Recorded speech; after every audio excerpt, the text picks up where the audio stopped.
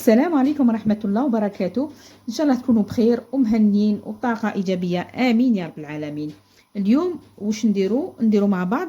يعني مقبلة بالباذنجان تجي أكثر من رائعة، ومتأكدة بلي مام يعني لما أفراد العائلة ما يحبوش الباذنجان بهذه الطريقة أكيد راح تعجبهم.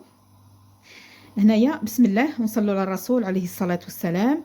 وعندنا حبتين باذنجان، يعني تحبوا تضاعفوا الكمية، مهم يعني بحبتين تعطيكم كمية لاباس بها. نحطهم يتشواو، نشويهم بيان. نتمنى انها تعجبكم يعني الوصفة تاعنا اليوم. وما تنساوش ديروا لي جيم لا فيديو. هذه هي فوالا، نشويهم بيان. واللي عندها كمية كبيرة تقدر تشويها في طابونة احسن، تكون اسرع. هنا بعد ما شويت الباذنجان تاعي، ها هو نجي نفرشلو ان بلاستيك باش نقيه، باش يكون الخدمه تاعي بروبر.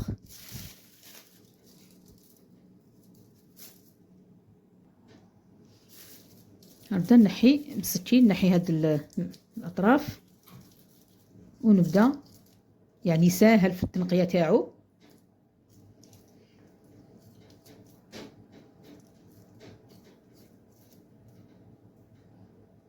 هذا تسمى متبل بدون طحينه، ويجي اكثر من رائع، يعني يجي روعه، خفيف بنين.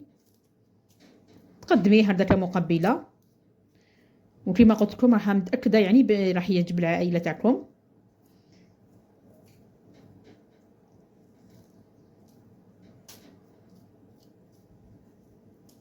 هلا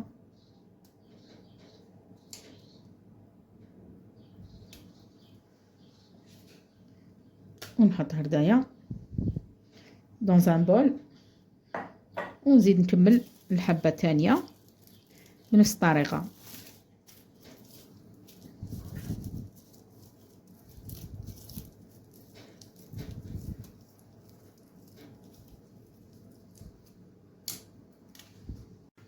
وهنا الحبات تاع الباذنجان تاوعي بعد ما نقيتهم نحكم ميكسور هردايا، ولا كانت عندك كونتيتي كبيره تقدر ديرها في الاشواخ.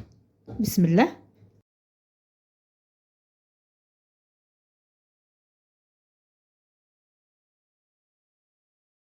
وبعد ما ميكسيتو نضيف له القارص، نص حبه قارص.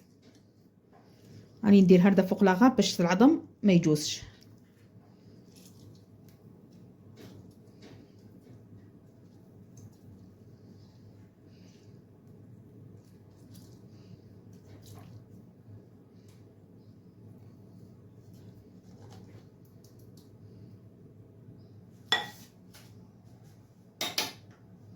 وعندي زوج سنينات تاع الثوم،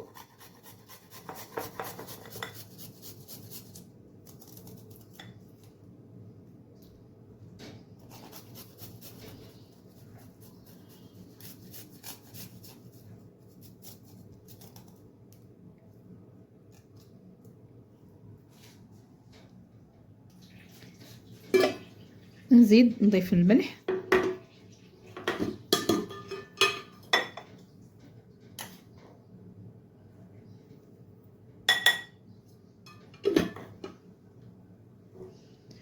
وعندي هنايا فرomاج دو ريجيم، يعني بتي سويس هذا كما نقولوا له، ندير منه زوج مغارف، يعني علبه ما نكملهاش، شويه فوق النص. ونجي نخلط هذا المتبل تاعي، يعني مقبله رائعه. ونزيد له هنايا موصو تاع فرماج جبن ابيض هردا، لا كان طري او يتخلط وحده، سينو عاودي له بالميكسور.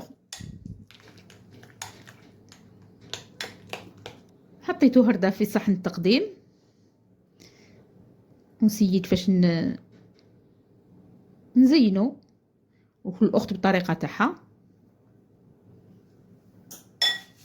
ندير زيت الزيتون،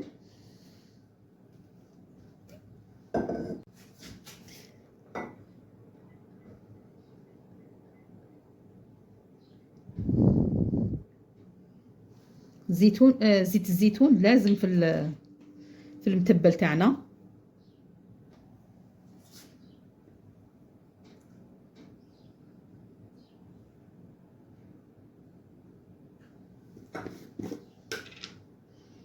هنايا رشه خفيفه تاع فلفل احمر نكسروا بها اللون.